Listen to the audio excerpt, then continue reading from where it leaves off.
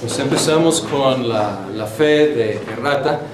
En la primera sesión alguien me corrigió y muchas gracias.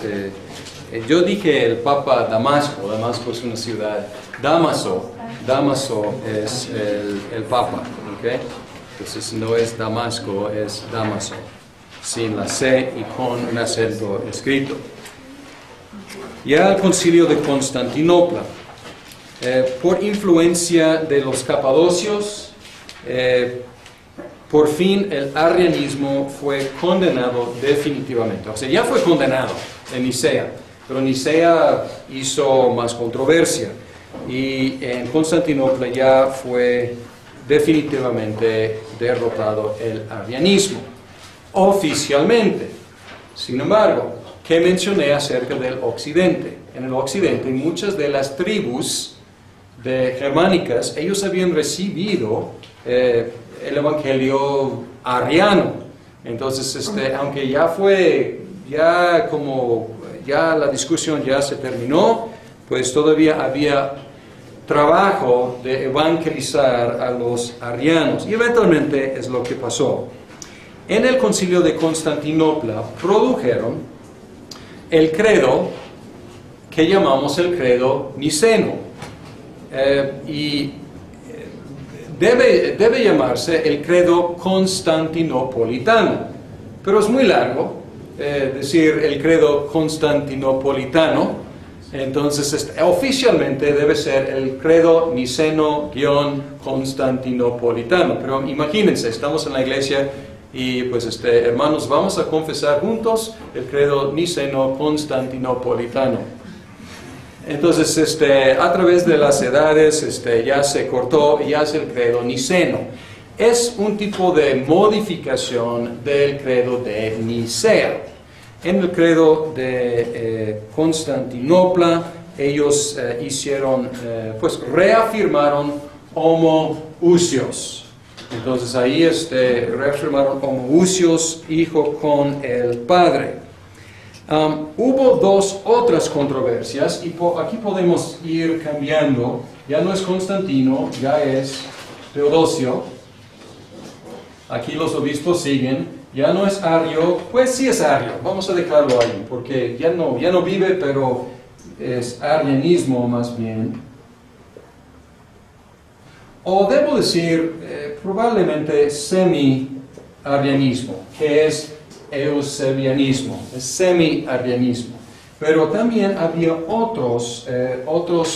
otras dificultades que tenía que tratar el concilio de Constantinopla.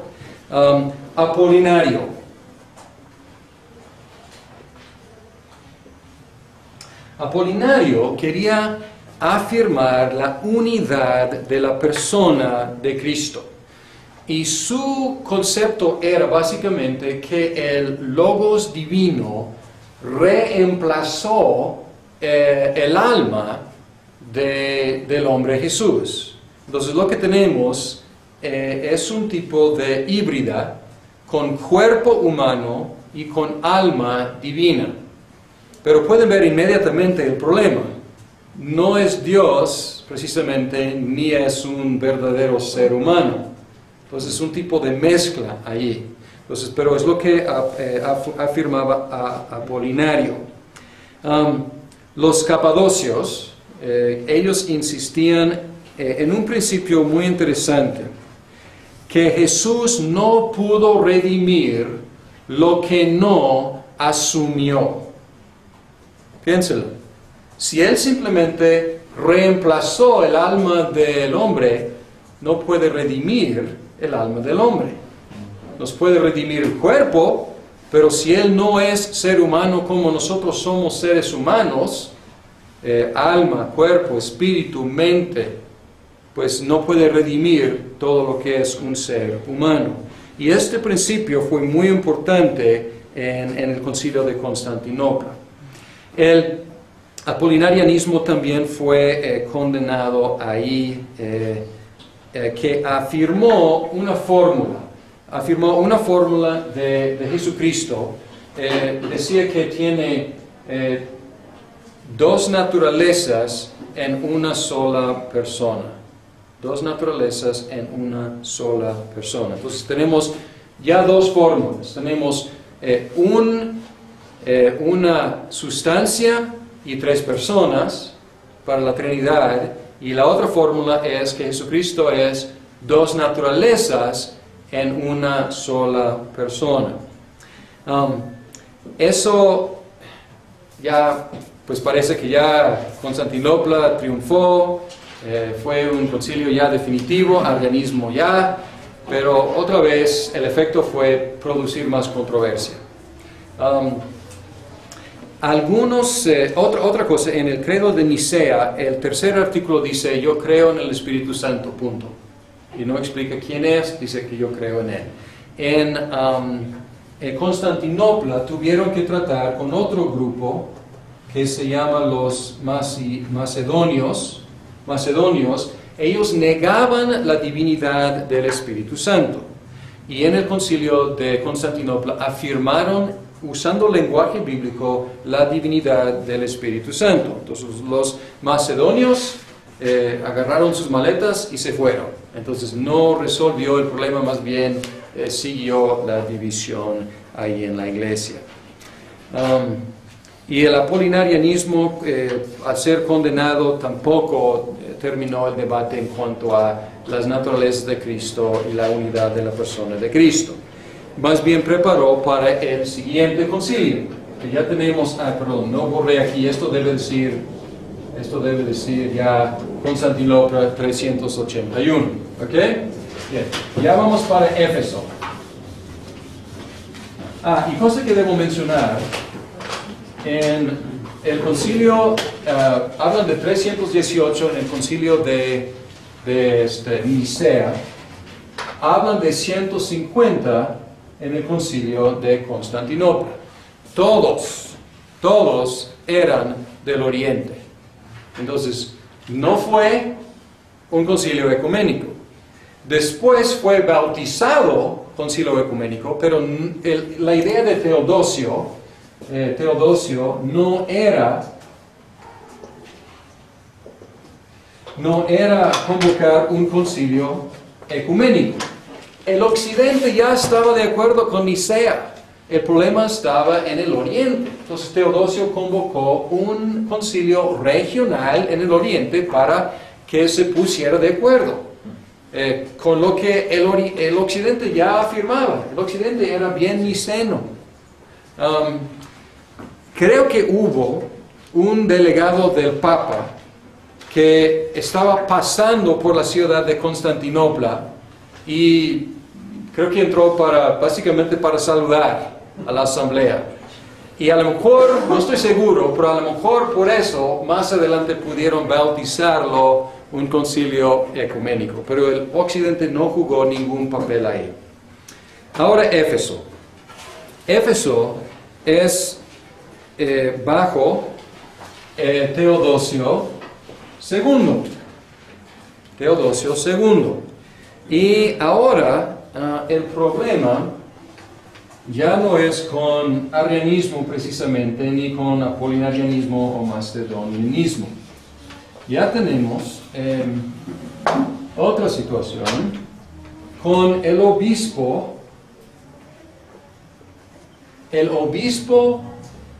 de Constantinopla, Nestorio, el obispo de la sede de la capital. Y él fue electo ahí, instalado ahí como obispo, y su lema básicamente era contra los herejes. Y él salió a atacar a las herejías y a los herejes, y muy ferviente por la fe. Sin embargo, él fue acusado de ser hereje. Su contrincante era Cirilio de Alejandría. Nestorio es de Constantinopla. Cirilio es de Alejandría. Y estos en el oriente fueron las sedes más poderosas, más importantes. Y Cirilio, él empezó a acusar a Nestorio de ser hereje, porque él fue acusado de negar la unión de las dos naturalezas de Cristo. Y Cirilio dijo, no, pues hay que afirmar la unión de las dos naturalezas de Cristo para la salvación, y si no, pues no hay salvación. La caricatura de Nestorio fue que él afirmaba dos naturalezas y dos personas. Fue la caricatura. Nestorio se metió en problemas cuando empezó a cuestionar una frase popular en la devoción de la gente. Él empezó a cuestionar la expresión Theotokos. Theotokos. Theotokos, la gente utilizaba popularmente la palabra Theotokos para describir a la Virgen María. Theo es Dios, Tokos es portadora. Entonces ella era la portadora de Dios.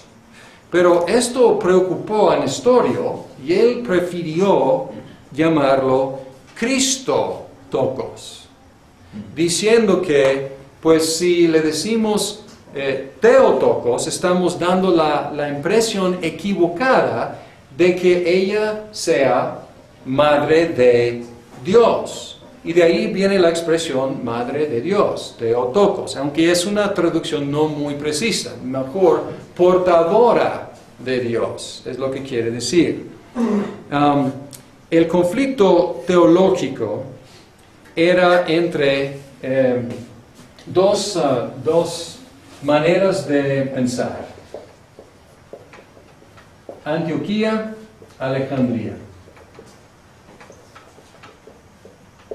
Y la manera de pensar de Nestorio era de Antioquía. Básicamente había dos diferentes cristologías. La cristología de Antioquía, la cristología de Alejandría. La cristología de Antioquía empezaba con Jesús. El hombre Jesús que se presenta en los evangelios. Y luego trataba de explicar en qué sentido es Dios este hombre Jesús. Alejandría empezaba con el Logos divino eterno. Y luego trataba de explicar cómo el Logos se humanó, cómo llegó a ser hombre. El mismo problema, ¿no? Pero el punto de partida es diferente.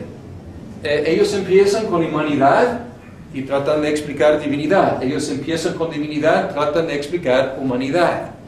Y muchas veces no podían entenderse, ni intentaron entenderse, porque tacharon al otro de hereje sin realmente entender lo que el otro decía. Otro problema es que el conflicto era entre dos sedes, las dos sedes más poderosas. Nestorio empezó a como tratar de extender su dominio más allá de la región de Constantinopla, y lo resintió mucho Cirilio de Alejandría. Cirilio era rico, era, si puedo decir, brusco, o por lo menos de carácter fuerte, podemos decir, y no tomaba prisioneros de guerra. Entonces, más él prefería ejecutarlos. Entonces, esto, pues, podemos ver la receta para una bomba, una explosión aquí. Es lo que pasó. Teodosio II llamó a todos a llegar a Éfeso, pero hubo problemas, porque hubo delegados de Alejandría. Cirilio debía llegar cierto número, y él llegó como 50 monjes. Y luego Nestorio estuvo ahí, y él llegó con, creo que el número correcto, y creo que con guardaespaldas también. La delegación de Siria, por Antioquía, no llegaba. tardaba. Entonces no llegó hasta después. Y ellos son más apoyadores de Nestorio. Y los delegados de Roma tampoco habían llegado. Entonces estaban ahí, Cirilio, Nestorio, en la ciudad de Éfeso. No hablaban entre sí, pero estaban predicando a las multitudes, condenándose mutuamente, en lugar de sentarse para hablar. Y luego Cirilio se desesperó, no llegaban los de Siria, no llegaban los de Roma, entonces él dice, pues ya, y él convocó el concilio de Éfeso. Y él citó a Nestorio. Y Nestorio dijo, momento, o sea, ¿quién eres para estar citándome a mí? Tú eres el acusador, tú eres el juez, tú eres el ejecutador. Entonces, pues no, Nestorio no entró. Entonces, este concilio ecuménico básicamente fueron los de Cirilio. Debo mencionar que los delegados de Roma, que habían escuchado del conflicto solamente por escrito, ellos estaban apoyando, ellos tenían instrucciones de apoyar a Cirilio. Bien, entonces antes de que hubieran llegado, Cirilio logró que Nestorio fuera condenado. Luego llegaron los delegados de Siria y estaban enojados. Entonces ellos luego convocaron el concilio de Éfeso y ellos pues deshicieron, o sea, no condenaron a Nestorio y más bien afirmaron que Nestorio está bien y Cirilio es el problema. Y luego llegaron los de Roma, apoyaron a Cirilio y luego los dos grupos de Nestorio y Cirilio fueron a Teodosio y la familia real para tratar de ganar su apoyo. Pero Cirilio era, como mencioné, muy rico. Y él pagó unos sobornos impresionantes. Él pagó, o sea, lo que para nosotros serían fortunas para comprar la decisión del emperador. El emperador estaba desesperado con esta situación, o sea, aceptó los sobornos y apoyaba a Cirilio, pero estaba desesperado porque este intento de unificar la iglesia, ¿qué hacía? Produjo dos concilios que mutuamente se condenaban, o sea, no logró nada, más bien se empeoró la situación. Entonces, Nestorio, el resultado es que Nestorio fue exiliado. Eventualmente el emperador apoyó el concilio de Cirilio, pero mandó que él estuvo bajo arresto domiciliario para esperar a que, pues, ¿qué pasó? Exilió a Nestorio. Cirilio se escapó, nunca fue arrestado y regresó ahí a Alejandría, pero la verdad no cayó bien ya en Alejandría. La gente ahí había escuchado de sus intrigas y la forma en la cual se portó y la verdad perdió mucho prestigio en su propia ciudad. Nestorio, él siguió en exilio escribiendo bajo un nombre ficticio, pero todo el mundo sabía pues quién era, ¿no? Y él siguió el movimiento y los del oriente más oriente, el extremo oriente del imperio, y había iglesias más allá, como en Persia, y más allá de los confines del imperio romano.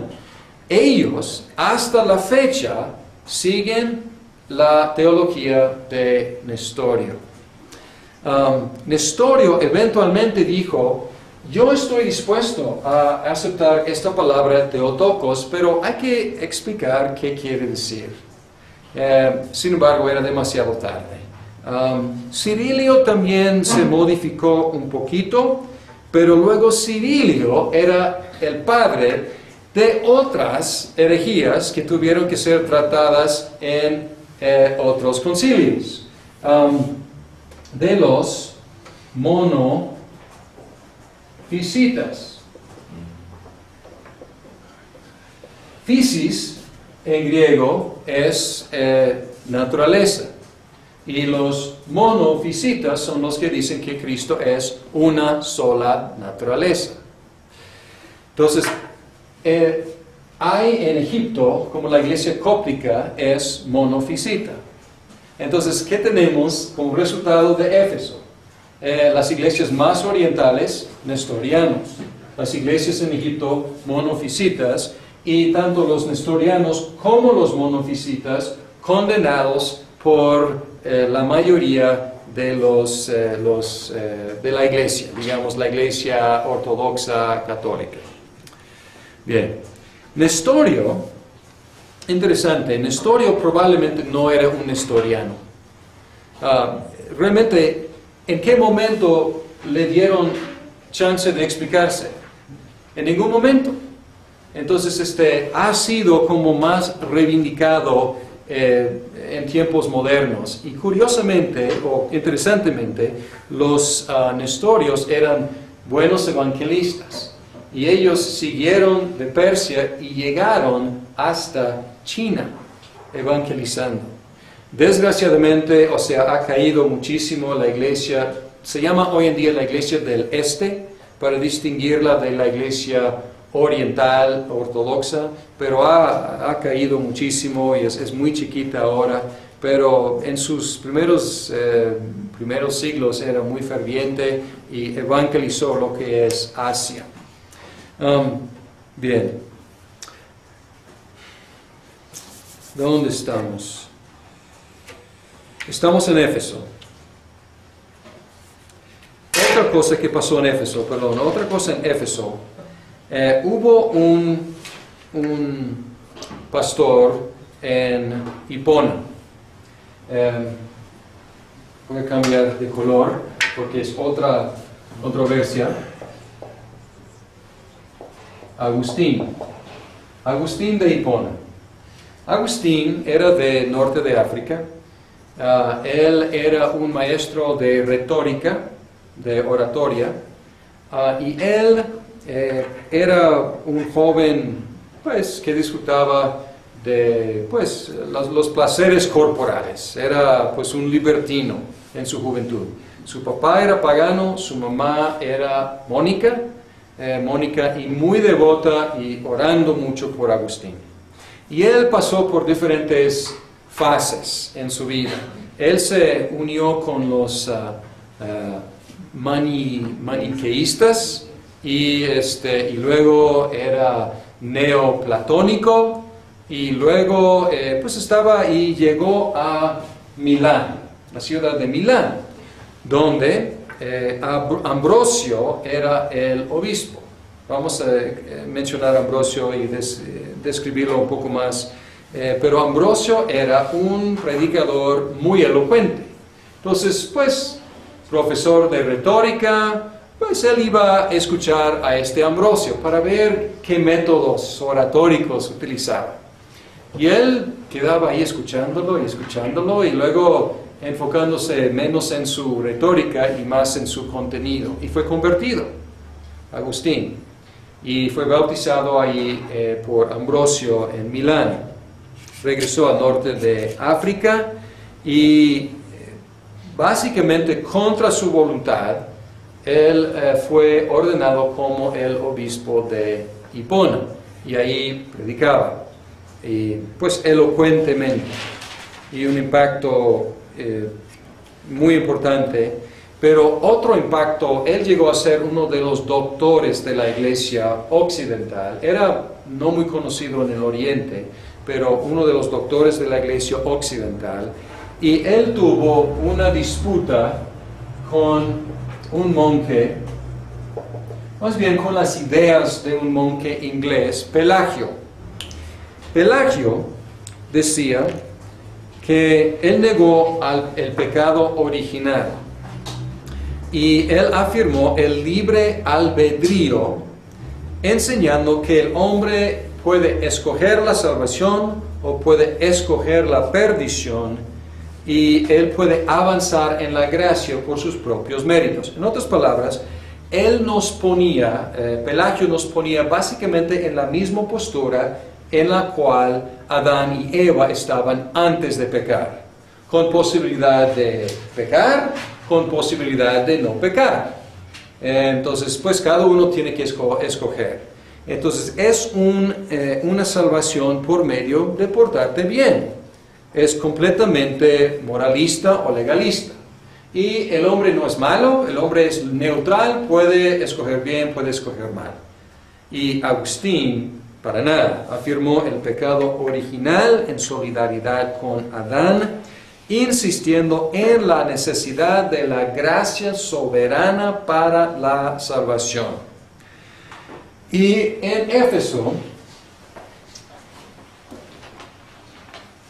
dos seguidores de Pelagio fueron condenados. No fue un punto mayor de Éfeso, pero es importante porque el pelagianismo fue condenado ahí. Fue en parte porque Cirilio quería el apoyo del obispo de Roma, y en Roma eran antipelagianos.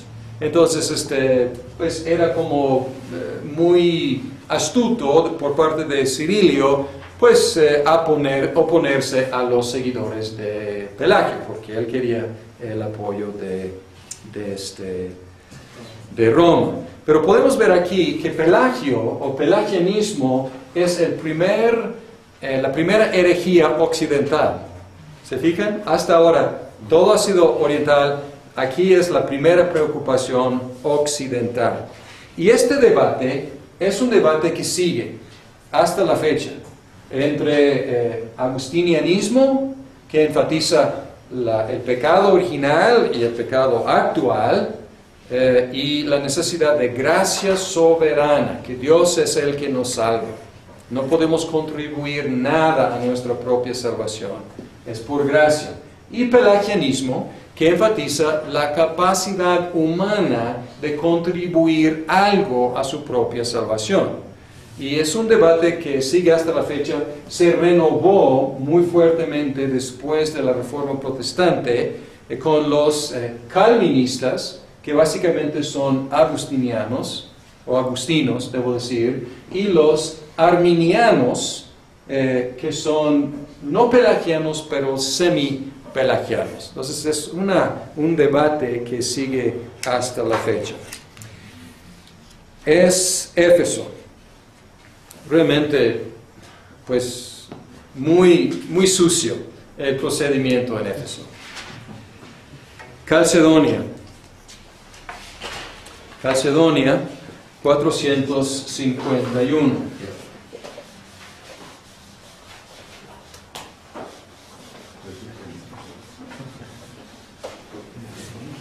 Ok, vamos a cambiar aquí los personajes. Las cuestiones entre Éfeso y Calcedonia, las cuestiones cristológicas seguían. Y se decidió en Calcedonia una fórmula. Una fórmula decía que Cristo es verdadero Dios y verdadero hombre, y sus dos naturalezas están unidas en una persona sin confundirse, sin cambiar y sin dividirse. Hay que leer la declaración del Concilio de Calcedonia. Ahí hicieron un credo interesante, Calcedonia, un credo que afirma que Cristo es homoousios con Dios y es homoousios con el hombre. Pues ya es dual, es homoousios con Dios con respecto a su deidad y homoousios con nosotros con respecto a su humanidad. Entonces, más fuertemente no podrían declarar que es verdadero Dios y verdadero hombre, y declararon que es una sola persona. No está dividida en su personalidad como nestorianismo, probablemente Nestorio no, pero nestorianismo, que probablemente no estoy muy seguro si realmente haya existido el nestorianismo tal cual, pero esa tendencia de dividir la personalidad de Cristo ni es monofisita, con una sola naturaleza, más bien con dos naturalezas. Entonces aquí es un punto medio entre nestorianismo y monofisitismo. Entonces así, esta es la postura, ya la postura ortodoxa. Entonces esto rechaza a los monofisitas de Egipto y rechaza a los nestorianos de la iglesia del este, que hasta la fecha no están reconciliados con la iglesia ortodoxa o la iglesia católica romana. Además, en el concilio de Calcedonia declararon a los concilios previos ecuménicos, declararon Nicea, Constantinopla y Éfeso, declararon que estos son concilios ecuménicos. Había muchos concilios y sínodos, pero ya escogieron estos tres como los claves. Una carta del Papa León el Grande, jugó un papel, hablan del tomo, el tomo de León I, jugó un papel muy importante en el concilio y esto ayudó en ese proceso de acrecentar el prestigio del obispo de Roma. Porque aquí pueden ver cómo parece. Los hijos ahí peleando entre sí y el Papa ni va. El Papa no iba a los concilios. A lo mejor yo creo que como se consideraba superior a los concilios, él enviaba delegados y los delegados ahí, ellos pues ejecutaban la voluntad del Papa. Entonces el Papa pues jugando un papel como papá, diciendo, hijos, pues ustedes no saben portarse bien, ustedes no saben ponerse de acuerdo, entonces yo les ayudo. Entonces esto ayudó mucho que pues su poder y su prestigio creció. Pues estos son los primeros 4 concilios. Lo que he mencionado son las declaraciones y en los credos. Cada uno de estos concilios también tiene sus cánones. Y los cánones son muy interesantes y vamos a mencionar, ahorita no, pero vamos a mencionar algunos efectos de algunos de estos cánones, porque tenían que ver con la disciplina de la iglesia, con la jurisdicción de las diferentes sedes y diferentes cuestiones de procedimiento en la iglesia.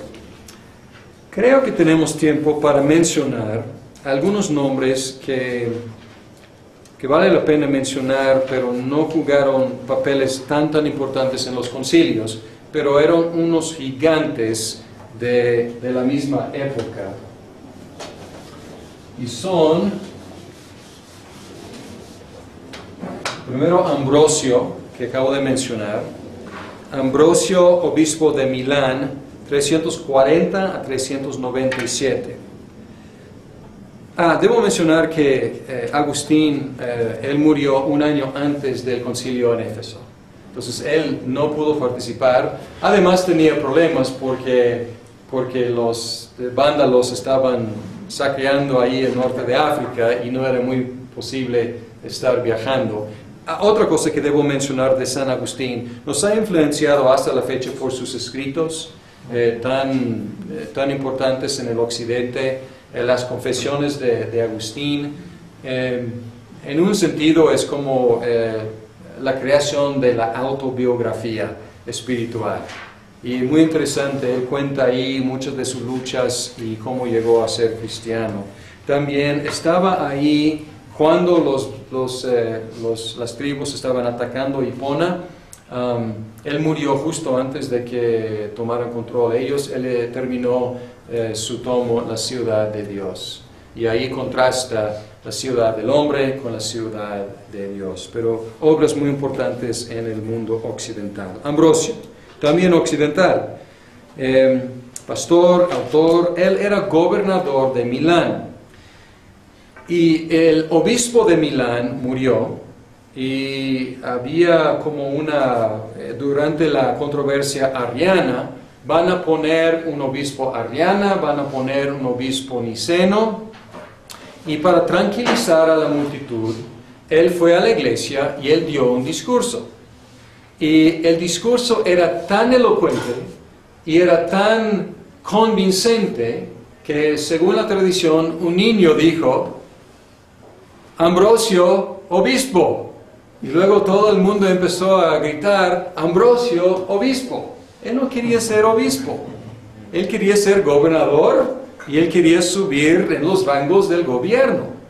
Y de hecho, ni siquiera estaba bautizado todavía. Entonces, él hizo algunas cosas para disuadir a la multitud.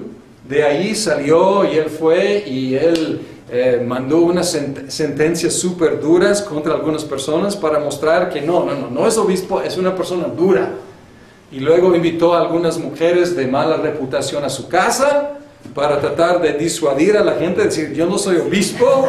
O sea, entonces, pero la gente seguía y seguía, y luego con presión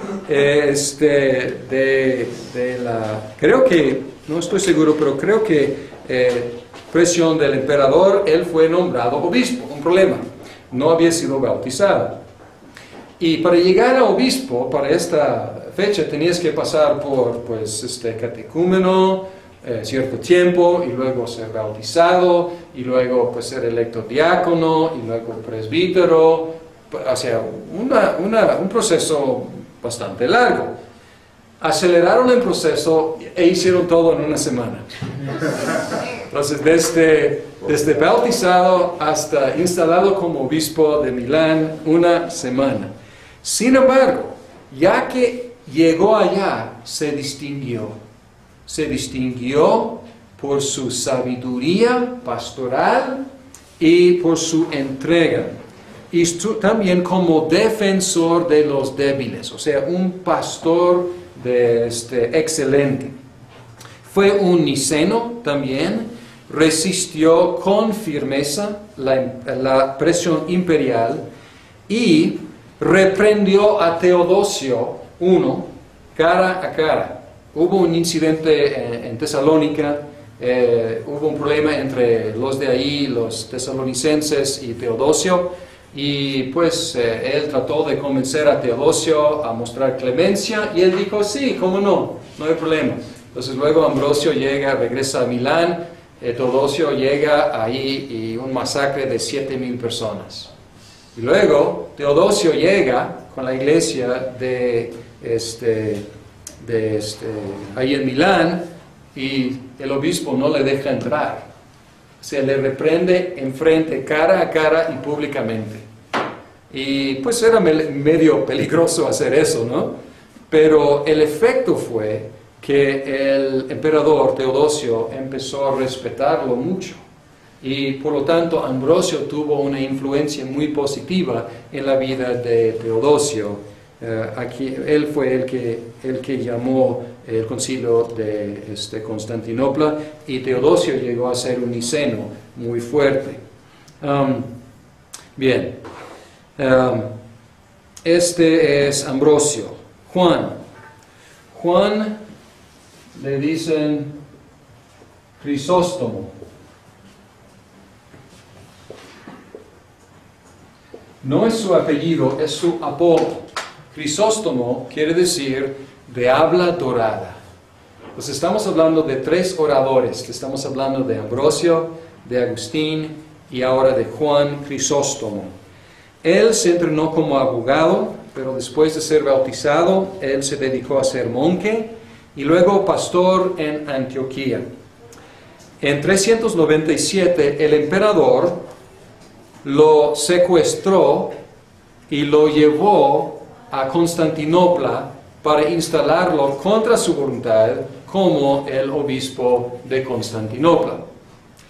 Sin embargo, cuando llegó ahí, encontró una situación deplorable entre el clero y también entre los laicos.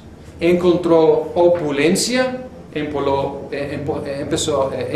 riqueza y encontró mucha inmoralidad en el clero y también entre los laicos. Entonces él intentó reformar el clero y también reformar al pueblo en general. Y predicaba en contra de la opulencia de los cristianos. Y quiero leerles un poquito de un sermón.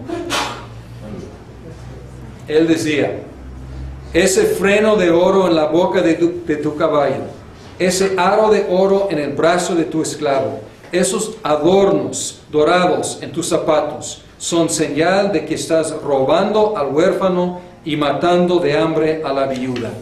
Después que hayas muerto, quien pase ante tu gran casa dirá: ¿con cuántas lágrimas construyó ese palacio? ¿Cuántos huérfanos se vieron desnudos? ¿Cuántas viudas injuriadas? ¿Cuántos obreros recibieron salarios injustos? Y así ni siquiera la muerte te librará de tus acusadores. Y así predicaba contra todos y contra la familia del emperador. Y esto no cayó muy bien.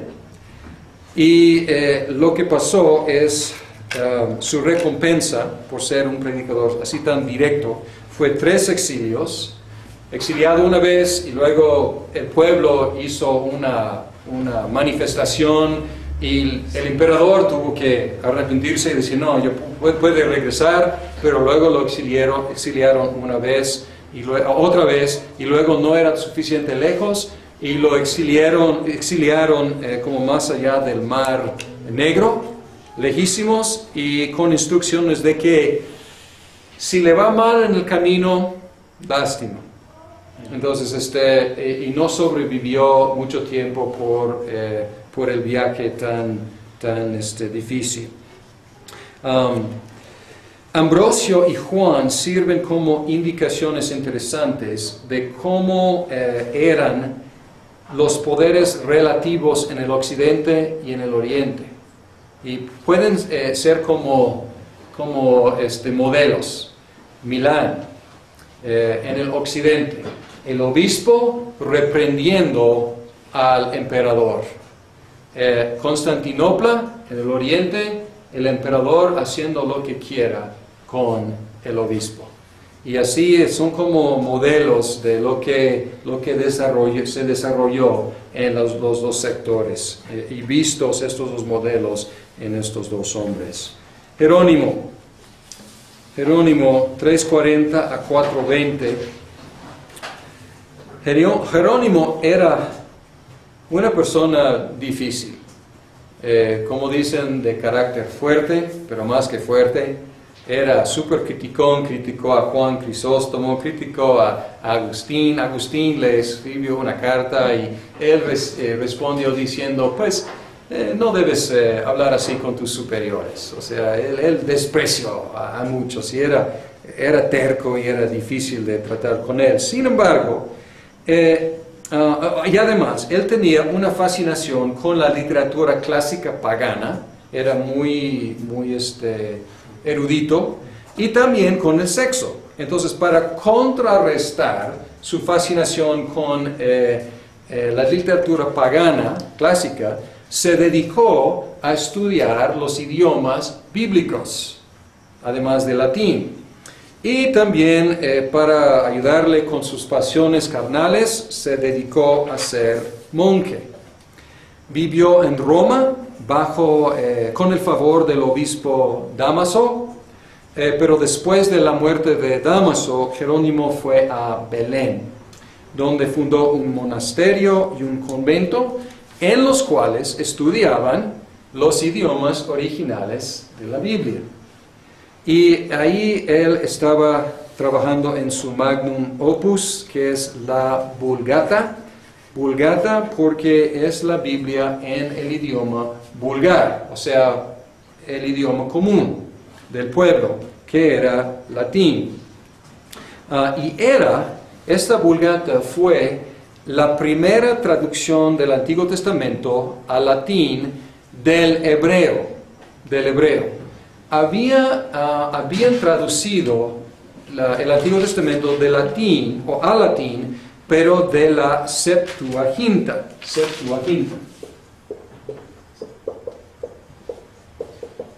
La Septuaginta fue la traducción de hebreo a griego.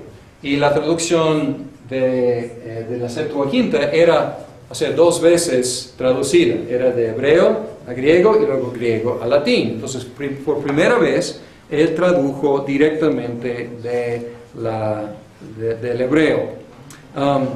La idea, y esta traducción, la Vulgata, se convirtió en la Biblia oficial de la Iglesia Occidental por todo un milenio. Entonces, de 400 hasta 1400. Y su propósito original era poner la palabra de Dios en el idioma del pueblo. Pero ya que el latín murió, su función era exactamente opuesta a la función original. En lugar de dar acceso al pueblo de Dios, a la palabra de Dios, más bien escondía el significado, porque latín, pues nadie hablaba latín, ya que llegó a ser un idioma muerto. Entonces la Vulgata funcionó bien al principio y luego tuvo el efecto opuesto. Bien, estos son algunos de los grandes de esa época de la Iglesia imperial.